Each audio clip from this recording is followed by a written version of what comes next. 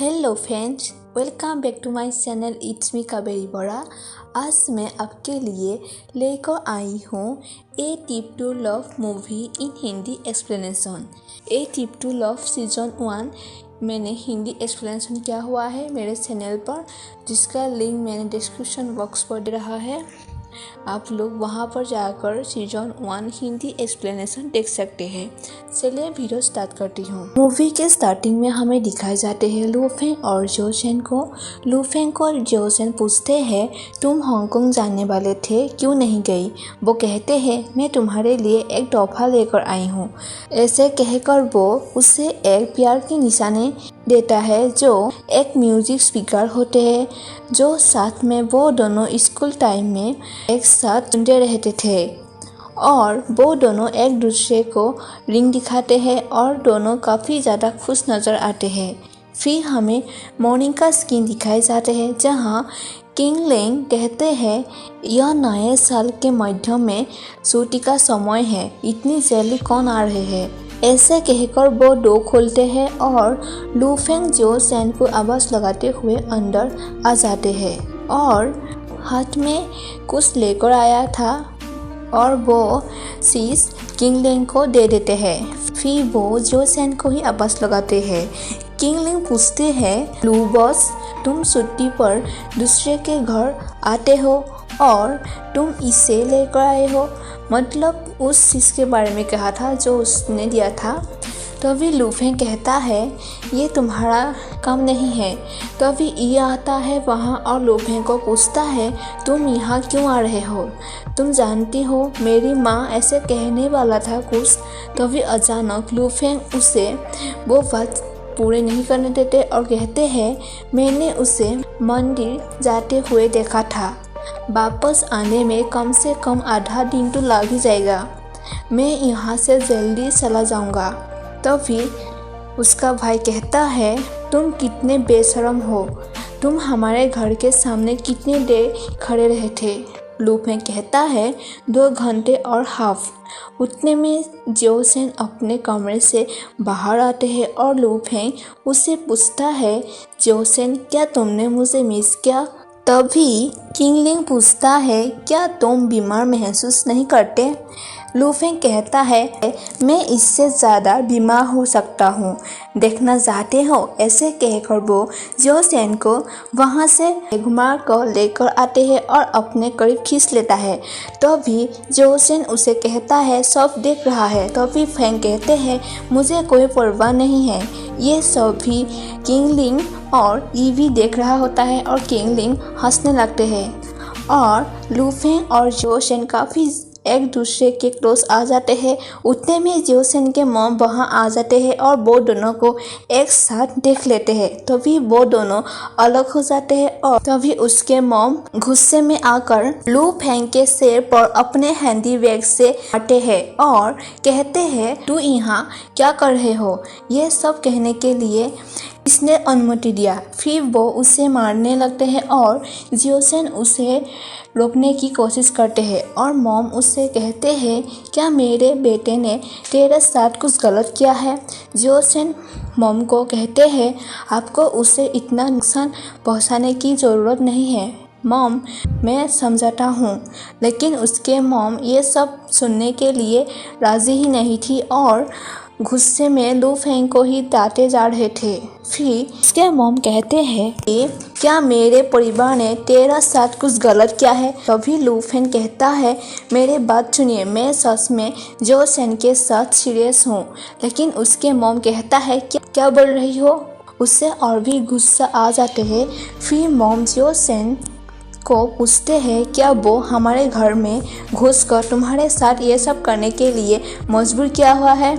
लेकिन जो सेन अपना सिर हिलाकर कहता है, नहीं। तभी उसके मॉम को झटका लग जाते हैं। जो सेन लू फेंग को कहता है चले जाने के लिए, लेकिन उसके मॉम गुस्से में जो सेन को ही घर से निकालने के लिए कहकर जोर से उसे धक्का मार देते हैं और जिसके वजह से वो गिर जाते हैं और लू फेंग और उसका भाई उठाने के लिए पास आते हैं। तभी उसके मॉम जो सेन को कहते हैं, तुम कितने बेशरम हो, तुम इस तरह के अजीब बात कैसे कर सकते हो, मेरे पास तुम्हारा जैसा बेटा कैसे हो सकता है। तभी लू फेंग खड़े होकर उसके मॉम को कहता है, आंटी आप जो कह रहे हैं निकल जाओ, ऐसे कहने वाले होते हैं। लेकिन किंगलिंग लू फेंग को कुछ नहीं बोलने देते और कहते हैं, तुम यहाँ से चले जाओ, हम सब संभालूंगी।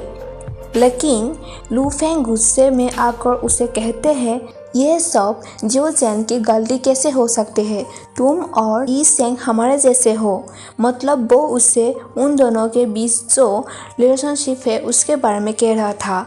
तो भी ये बात मॉम सुनकर शॉक हो जाते हैं और कहता है, क्या कहा तुमने, अभी तुमने क्या कहा। ऐसे कहकर वो ज़मीन पर गिर जाते हैं। फिर हमें हॉस्पिटल का सीन दिखाए जाते हैं जहां उसके मॉम एडमिट होते हैं और मॉम के पास जियो सेन होते हैं। तभी उसके मॉम बहुत दुखी होकर कहते हैं, मुझे मरने दो, मेरे मरने के बाद तुम जो चाहते हो कर सकते हो। तुम्हारे पिता और मैं ये नहीं देख सकते तुम में कैसे रहते हो। अगर तुम अब भी मुझे अपनी माँ के रूप में देखना चाहते हो तो उस आदमी से रिश्ता ख़त्म करो। मुझे बताओ, जो लेन जैसी अच्छी लड़की को तुम पसंद क्यों नहीं करते। मुझे सच में इस बात को समझ नहीं आ रहा है। तभी जो सेन कहते हैं, मॉम मैं नहीं कर सकता, मतलब जो लेन को पसंद नहीं कर सकता। ऐसे कहते हैं क्योंकि मैं लू फेंग को पसंद करते हूँ, मैं उससे दूर नहीं रह सकता।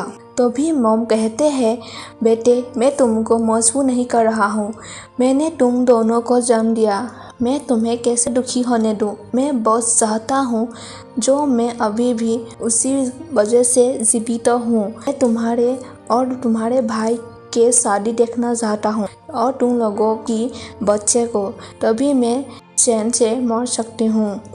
फिर स्किन चेंज होता है। लू फेंग जो सेन को फ़ोन करते हैं लेकिन जो सेन फ़ोन रिसीव नहीं करते हैं। हमें जो सेन को दिखाए जाते हैं जो उससे मैसेज मिलते हैं जो लू फेंग ने किया हुआ है कि मैं अभी फर्स्ट फ्लोर पर हूँ, मैं तुम्हारा इंतज़ार करूँगा चाहे कुछ भी हो जाए। लेकिन वो मैसेज देखकर जियो सेन कोई रिप्लाई नहीं करते हैं। वो लू फेंग को देखते हैं जो उसका वेट कर रहे थे, लेकिन वो उसे देखकर कुछ नहीं कहता और वहाँ से चले जाते हैं। और वहाँ से जाने के बाद एक मैसेज करते हैं जो लिखा हुआ है कि प्लीज़ चले जाओ, मुझे लगता है कि हमें शांत होने की ज़रूरत है, इस समय हमें एक दूसरे से नहीं मिलना चाहिए। वो मैसेज पढ़कर लू फेंग को काफ़ी ज़्यादा गुस्सा आ जाते हैं और वो अपना फ़ोन तोड़ देता है। फिर हमें अगले स्क्रीन पर दिखाए जाते हैं लू फेंग को जो किंगलिंग के बार के बाहर दरवाज़ा नॉक कर रहे होते हैं और खोलने के लिए कहते हैं। फिर किंगलिंग दरवाज़ा खोलते हैं और वो अंदर आकर जो सेन को आवाज़ लगाते हैं। तभी किंगलिंग कहते हैं, तुम यहाँ क्यों आ रहे हो, तुम पागल हो गया। तभी लू फेंग ई को पूछते हैं, जो सेन कहाँ है। तभी किंगलिंग कहते हैं, मैं तुमको बता दूं, इस जगह को ख़राब मत करो। फिर ई कहते हैं, अभी मैं तुमसे मिलना नहीं चाहता, तुम दोनों को शांत होने के लिए समय चाहिए। तभी लू फेंग कहते हैं, शांत हो जाऊं, मुझे नहीं पता कि कैसे शांत हो जाऊं। ऐसे कहकर वो चीज़ों को तोड़ने लगते हैं और ई के गला पकड़ कर कहते हैं, तुम मुझे नहीं बताओगी है ना, ठीक है तो मैं तुम्हारे माँ के पास जाऊंगा। मुझे विश्वास नहीं होता कि मैं उसे देख नहीं सकता। ई कहते हैं, तुम पागल हो, तुम वहाँ नहीं जा सकते। लू फेंग कहते हैं, तुम मुझे जानते हो, मैं कुछ भी कर सकता हूँ।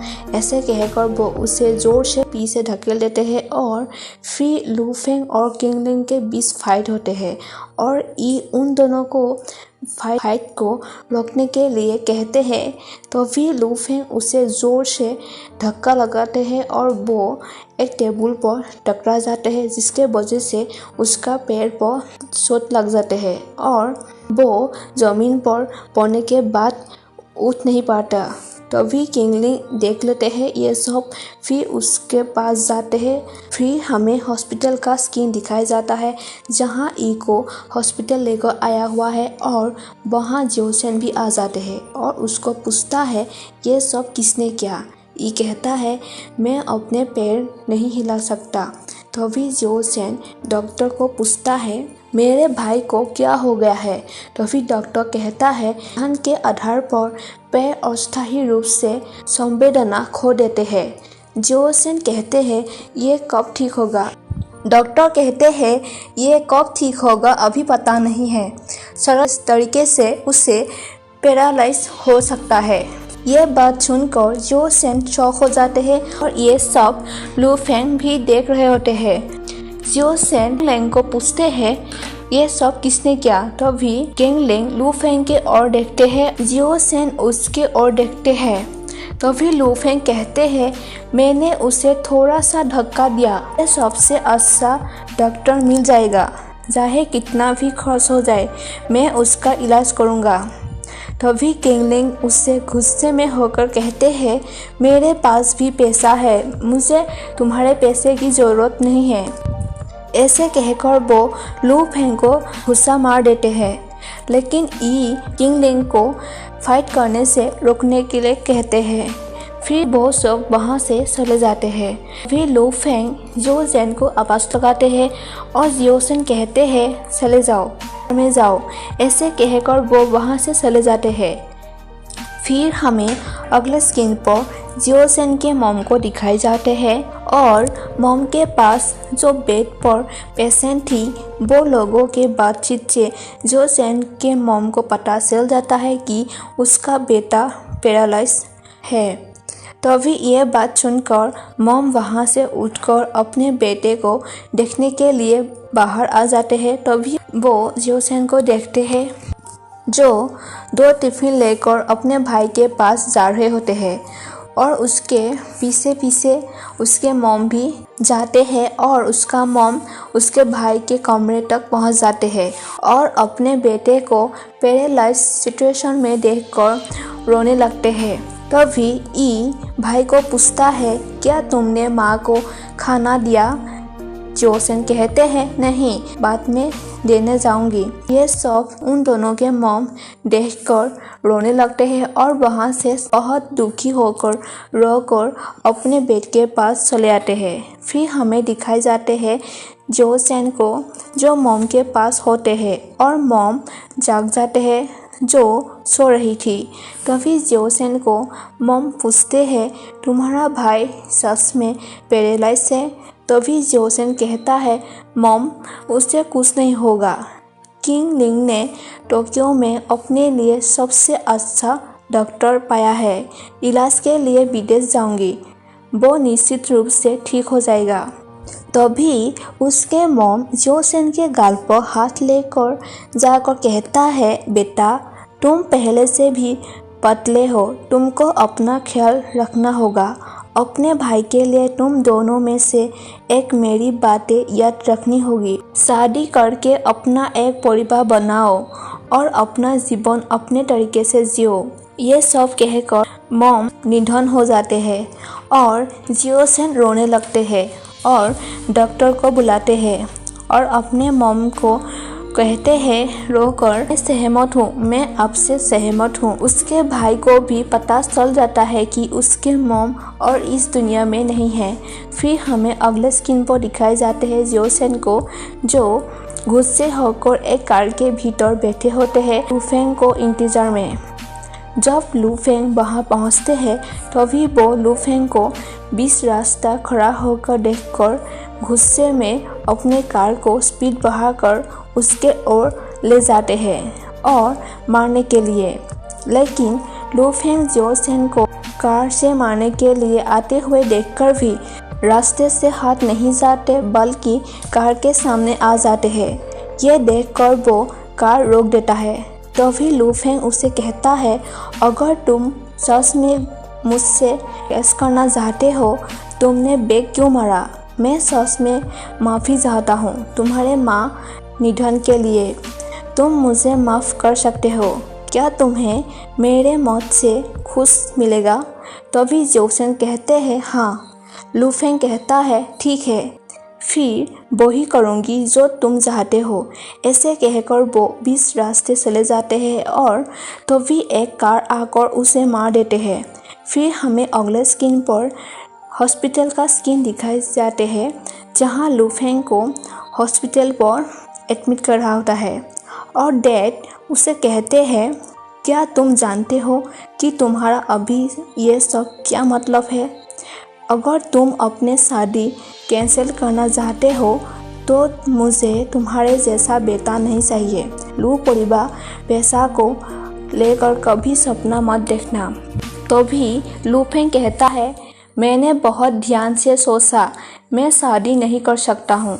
अब से मेरा और लू परिवार के बीच अब कोई रिश्ता नहीं होगा। मैं लू परिवार की प्रसिद्धि को नुकसान नहीं कर सकता। ये सब बातें सुनकर डैड को काफ़ी ज़्यादा गुस्सा आ जाते हैं और वो फ्लावर टब से उसे मारने के लिए आते हैं। तभी उसका बहन उसे रोकने के लिए कोशिश करते हैं। फिर उसके डैड कहते हैं मुझे तेरे जैसा बेटा नहीं चाहिए। फिर वो बहन को कहते हैं उसका हॉस्पिटल के सभी खर्च खुद को भुगतान करने के लिए दो। ऐसे कहकर डैड वहाँ से चले जाते हैं। तभी उसके बहन उससे पूछते हैं तुम अपने आप पर इतना कठोर क्यों हो रहे हो? लू फेंग कहते हैं मन की हर बात बोल सकता हूँ, बहुत ही अच्छा है। फिर उसके बहन उसे शादी का इनविटेशन कार्ड देता है जो जोसेन और जोलेन का शादी का इनविटेशन कार्ड था। एक्चुअली जोलेन ने अपने माम की बातें मानकर जोलेन से शादी करने के लिए राजी हो जाते हैं। लू फेंग इनविटेशन कार्ड देखकर कहते हैं जोलेन बहुत अच्छा है, उसके पास मनी पावर एलिगेंस है। फिर उसके हाथ से वो रिंग गिर जाते हैं। फिर वो उस रिंग को उठाने के लिए कोशिश करते हैं। उठने में उसके बहन वो रिंग उठाकर उसे देते हैं। तभी लू फेंग कहते हैं वो तुम्हारे लिए बहुत हार्टलेस है। बहन कहते हैं तुमको क्यों भुगताना पड़ता है, डैड से माफ़ी मांग लो। लू फेंग कहते हैं मैं नहीं करूँगा, अब मैं किसी का ऋणी नहीं रहूँगा, बस इंतज़ार करूँगा और देखूँगा मैं लू फेंग वापस आएंगे। फ्रेंड्स, मैं यहीं पर इस पार्ट को ख़त्म कर देती हूँ। Thank you for watching. Bye bye.